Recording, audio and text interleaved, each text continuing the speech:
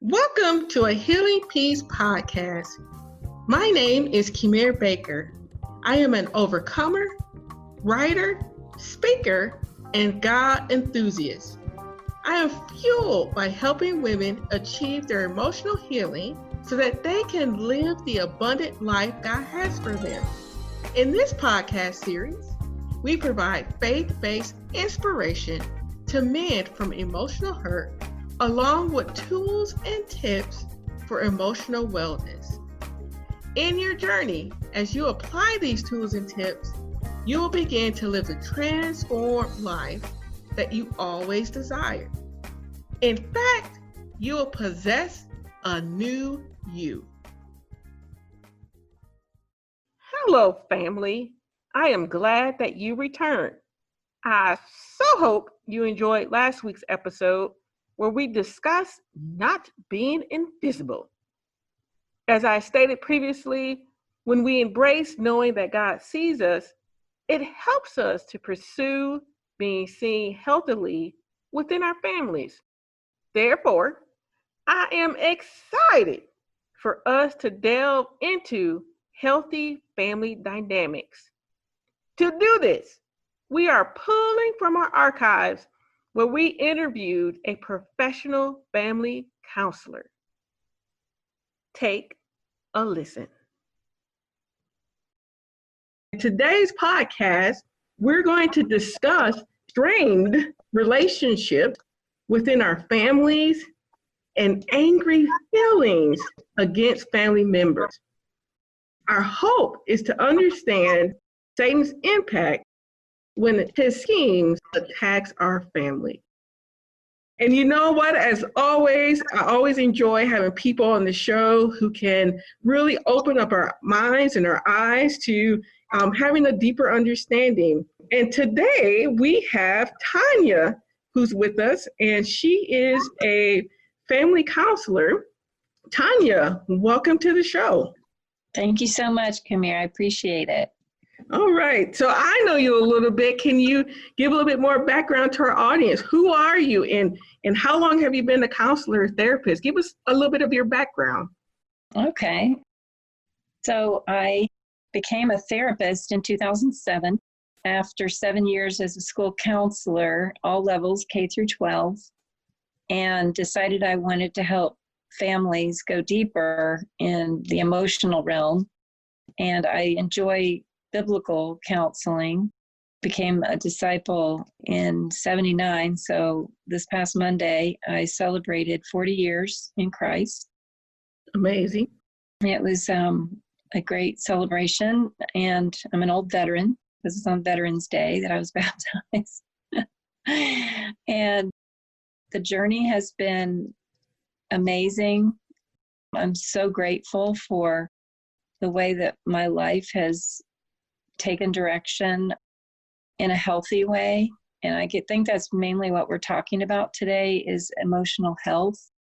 It does cross over with spiritual health and physical and social health as well. But yeah, I began my journey in doing biblical counseling in 2007. And I still work at the school. I'm a career counselor. So at school, I work mainly with middle school and high schoolers. And we plan career events so that they can learn about what they want to be when they grow up. But for mental health, emotional health, for the topic today, I'm really excited about sharing what I've shared with other families and the things that I've learned from the families that I've helped.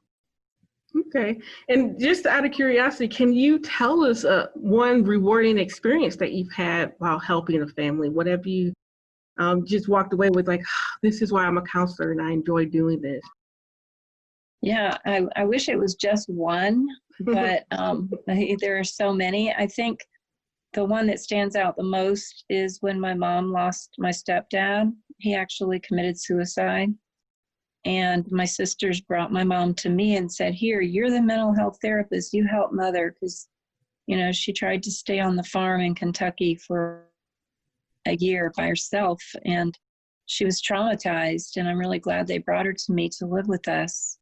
And I took care of her for 2.5 years and helped her overcome her PTSD. I think that was the most rewarding thing I've ever done.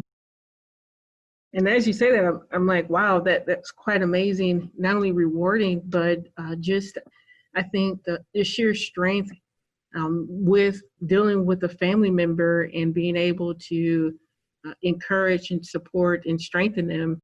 Because as you know, our topic is about families, and sometimes it's a little bit more challenging to be that supporting, loving individual. And so that's some of the things that we're going to talk about today is within that family dynamics. And I'm just curious, is there things that you've noticed or like common threads as you've worked with different families in the counseling area? Yes, definitely. A lot of anxiety. So I refer almost everyone that I talk with to anxieties.com. So that's IESANXIETIES.com. This is a website by Reed Wilson, PhD in Chapel Hill, North Carolina. He teaches the psych rotation to all the medical students at UNC Chapel Hill. And I highly recommend his website because there's so much self-help work on there. And, you know, the few sessions I have with people, yeah, that helps them. But the real work is when they do their homework. Kind of like physical therapy. When you're in there, you're getting a lot done and you're learning things. But the real work is when you do the exercises. And we all hate to do those exercises. but when you do your homework in emotional health, like anxieties.com, you learn skills like breathing techniques and relaxation techniques. You learn skills to take yourself out of the situation and kind of imagine you're in your safe place, your happy place. Like mine is like walking on the beach. And I try to incorporate all the senses, like, you know, the sun on my face, how it feels on my skin, the sound of the ocean, the smell of the salt, the feeling of the sand under my feet, and the hearing the waves come in. And when I take myself to a place like that in the midst of a very stressful situation, like if I'm in traffic, it really helps me calm down. And so I share that with other people so that they can learn to practice that as well. I definitely appreciate the tip. I think you are kind of ahead of the interview, but for those who are listening, you notice that we dived right in very quickly. And so that's great. And I'm pretty sure if I remember, we'll come back to what you shared just to reiterate that type of tool to continue to get us on or keep us on that right path so that we're not driving around crazy and, you know, screaming at people and things of that nature. Yeah. And so like the 3 common unhealthy traits in family dynamics. This was something that I researched and something that I've learned in my own family dynamics. 3 things that I would like us to talk about today.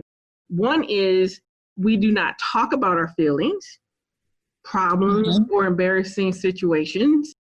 And I know one of the things, as I say that, the first thing that comes to my mind is, oh, I'm a private person. I was definitely plagued with that understanding. The second item that I would like us to talk about as well is we blame others for our problems. And I think that is associated kind of like with the victim understanding, victim approach. And then the third is we minimize or deny our problems. And unfortunately, I've had experience with that as well, to the point where I'm not able to, you know, assess my own feelings. And it took me a long time to learn what those feelings were, because I was conditioned to suppress it or not believe that it is there. You move on very quickly. And boy, did that create a whole bunch of chaos. Yeah. So let's jump back to the first one in terms of we do not talk about our feelings, problems, or embarrassing situations. Mm-hmm. And as a person who's been in the counseling field for such a long time, how does that affect our relationship or create other issues within our families? Well, I do believe the more open we are, the healthier our relationships will be. And interpersonal effectiveness is one of the dialectical behavior therapy skills. And it means that you speak up for what you need and want in a healthy way so that you protect the relationships. And I do teach those skills one-on-one and with families. And I think that just being open is good, but being open in a healthy way so that you are assertive, not aggressive, and not passive. So those are very important things to learn about as well. And a lot of counseling is education. So we're teaching about communication skills and just sharing your feelings. I think journaling is huge because you're getting your thoughts and feelings out on paper. And you can bring that in when you go to therapy and share what your innermost thoughts when you were journaling out your thoughts and feelings individually. And you don't have to share those things, but it can prompt your memory about something that you do want to bring up in therapy. But yeah, people that stuff their feelings and don't get them out, it creates depression and a lot of other, even anxiety, a lot of other emotional issues. Right. And as you were stating those things, something that came to my mind was, and for those who are listening and been listening to our previous podcast, that was actually one of the elements that was brought up as well in terms of journaling and being able to, I think, clear your mind and start working through that process of articulating what you're thinking and what you're feeling. And another thing that you stated, what I think was key, was in terms of communication. So after you've done that journaling work, and I know you talked about going to a therapist, how do you begin communicating those ideas and those feelings to your family members, or are you supposed to? Is going to a therapist just enough at that point? No, I totally believe in a family systems approach. So I invite families to come into therapy. And sometimes the relationships are so full of anger that if the client is open to it, I'll invite the person they're having the most conflict with to come in by themselves first, so they can share what they're thinking and feeling. And it takes a lot of trust. So I have to have a very good rapport with the primary client first to know that whatever they say or do is not going to change the relationship that we have, but it's going to give me more insight, and it's going to help me to share with them, if it's okay with the client, what I believe would be healthy for them to work on so that they can have better communication in their home. And for those individuals, because as you state that, one of the things that came to my mind was I have family members who would never consider going to a therapist to do the work. And if you're in that type of situation, what is something that can be done on a smaller scale to begin that type of work and healing? Well, of course, the one person coming in to work on the healing is definitely the most powerful thing that they can do to help change those relationships. It just helps them go further faster if the others are open to coming in. If not, then it can still be done.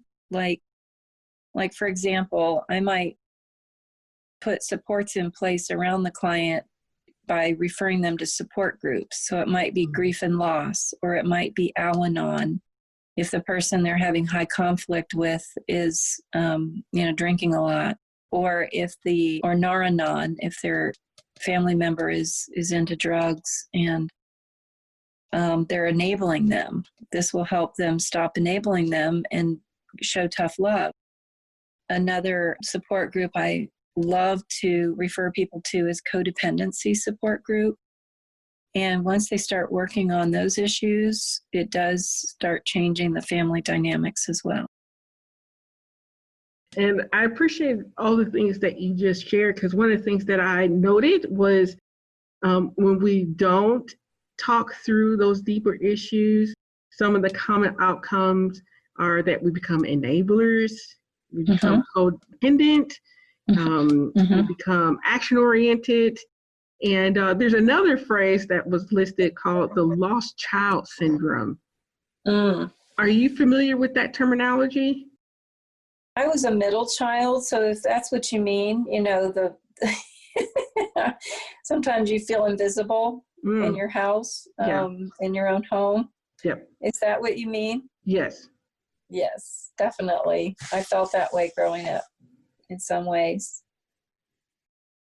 And as you're saying these things, something that, again, that's being reiterated in my mind is that it's imperative to begin to do that work to establish that safe place for real communication.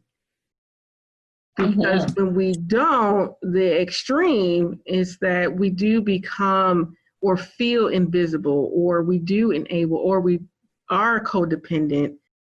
And sometimes we don't do the work because we're thinking, oh my gosh, it's so much work. Which, I'll be honest, I fall in that trap a lot. And I'm like, oh my gosh, it's so much work. Not realizing that it's more work to stay in that state than to think through, okay, how can I have a better outcome at the end? Right. And so I definitely appreciate the things that you shared in that regard.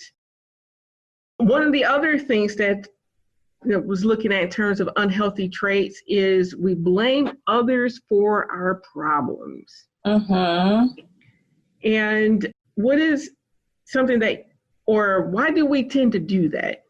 What has been like your common understanding for individuals who do that or have that tendency? I think mainly it's painful for people to look at themselves, and it's easier to blame other people for our problems, and it takes the heat off of ourselves and what we need to change. So I definitely see that a lot, especially people with personality disorders. They're in big time denial a lot of times that it's them that need to change and need to work on things. And they will come in and try to talk about how everyone else needs to change. But then you have to build that rapport. You have to really build that relationship and then slowly bring in things that they could work on. And sometimes you have to refer them to the support groups so that they actually see it themselves once they go, because other people are sharing some of the same things that they're thinking and feeling.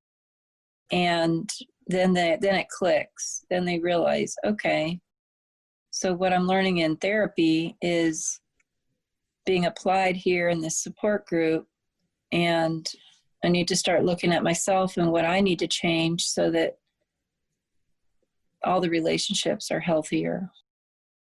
And as you stated that, one of the things that came to my mind, well, it's kind of extreme, but for that individual who is like, but I don't have any consequences when I blame everyone else. So how do you reach someone who doesn't see the negative outcomes that it produces? Yeah, that's a hard one. Because I'm thinking like, your family time, right? We're all around for Thanksgiving, we're all around for Christmas, and you have this one family member who, is blaming everyone, doesn't want to take responsibility for the hurt they caused. And so you create, there's this big rift, with one part of the family members stay on this side of the house, they start going through this avoidance. What are some healthy things that can be done to begin that type of conversation where not everyone is running out the house mad at each other? Yeah. If they're open to this, the two scriptures I refer them to most of the time are overcome evil with good, and love overcomes a multitude of sin. So if you love people unconditionally, you can go to them one-on-one and say, and use those I statements, not you, because that will cause them to become defensive. And again, it's communication skills. So you're just sharing with them, I feel blank when you blank. Can we please blank, And I actually have people practice putting those words in there. Like, I feel hurt when you blame me for blah, blah, blah. Can we please work on both seeing our part in the situation? So that's just one example. And that's a great example. Thank It's kind of interesting, though, because as you state that, it also forces me as the individual to know my feelings and to understand how that person is affecting my own behavior. Right. And so then it actually becomes more of self-reflection for me as well, to be able to identify it versus I'm just angry. And within that, is there like some little hints or steps an individual can do to kind of hone into what those feelings are so that they're able to process it a little bit better? Can you clarify your question a little bit?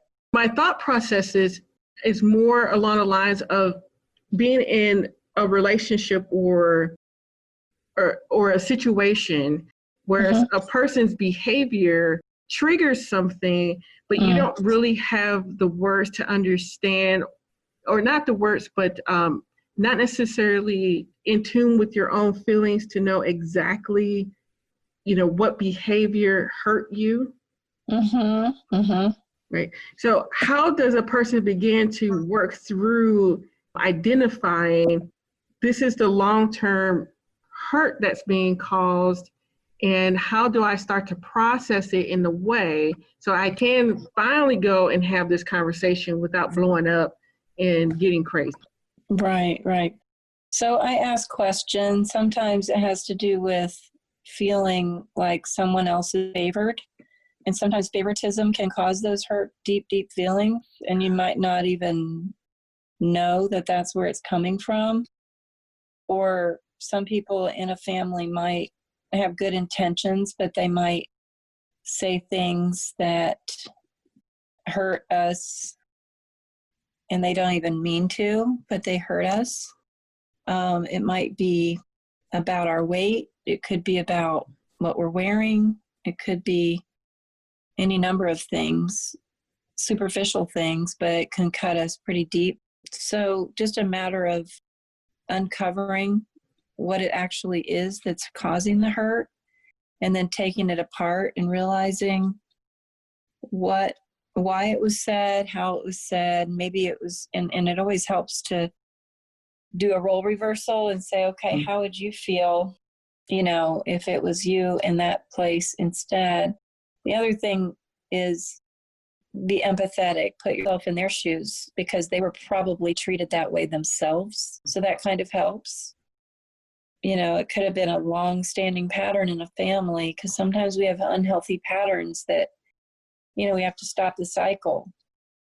Because just because my grandmother, made fun of my sister when she was young for being overweight, maybe she thought that she was teasing her in a funny way, but it could have been just very, very deep. It could have hurt very much.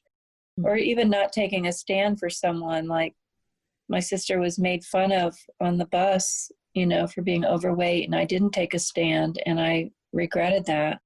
And we talked about it as adults, and that, I believe, helped heal our relationship.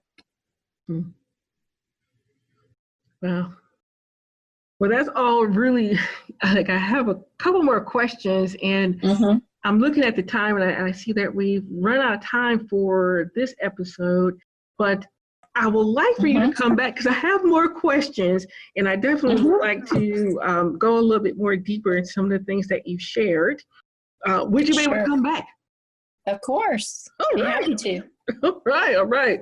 And so for those who are listening with us, if you've been with us for a while, when you notice that I'm running out of time, I always want to come back and do a special episode, and we're going to do the same thing and continue to listen to my interview with Tanya. Until then, you guys enjoy the rest of your days.